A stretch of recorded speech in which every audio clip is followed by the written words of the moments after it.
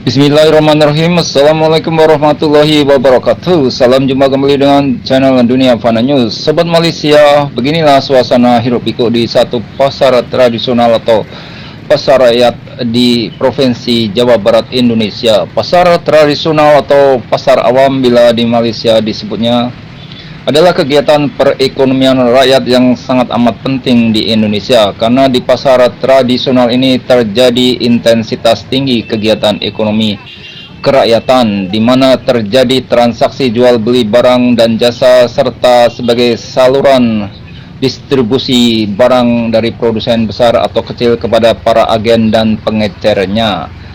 Sedangkan barang-barang yang dijual di pasar tradisional umumnya adalah produk buatan lokal berupa hasil pertanian, perkebunan, peternakan, peralatan rumah tangga, kosmetik, minuman, makanan, mainan anak-anak, buku, garmen. Sedangkan produk jasa misalnya tukang cukur, servis elektronik, servis sepatu, sandal sepatu, dan lain sebagainya.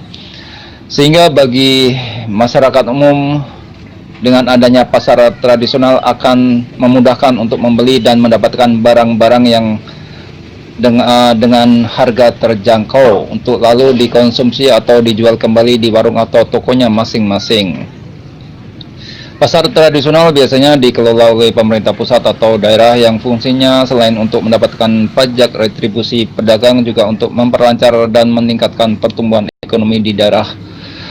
Di samping itu, pasar tradisional juga bisa berfungsi untuk menciptakan lapangan kerja baik secara langsung ataupun tidak langsung. Lapangan kerja langsung misalnya dari para pedagang di pasar dan tukang parkir, sedangkan yang tidak langsung lapangan kerjanya adalah buruh atau karyawan dari produsen barang yang dijual di pasar tradisional.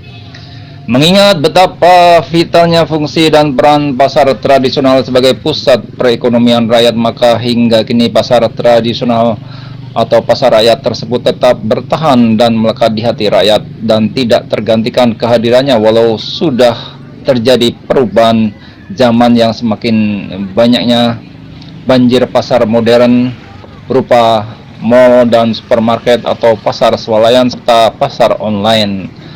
Namun pasar tradisional tetaplah eksis kuat bertahan tidak bangkrut sebab sudah mempunyai segmen konsumen khusus yang masih menyukai suasana hangat khas pasar tradisional yang penuh kehangatan silaturahmi, ramah tamah, interaksi langsung dan aneka tawar-menawar antara pembeli dan penjualnya. Sedangkan di pasar modern, mall dan supermarket dan juga di pasar online, suasananya telah kering dari hangatnya interaksi tatap muka antar manusia yang telah tergantikan oleh kasir mesin di mall dan smartphone dalam pasar online yang penuh kebukuan makna sebab semua tolak ukurnya adalah uang dan materi. Demikian informasi yang bisa kami sampaikan kali ini, semoga bermanfaat. Terima kasih atas perhatian Anda semuanya. Wassalamualaikum warahmatullahi wabarakatuh.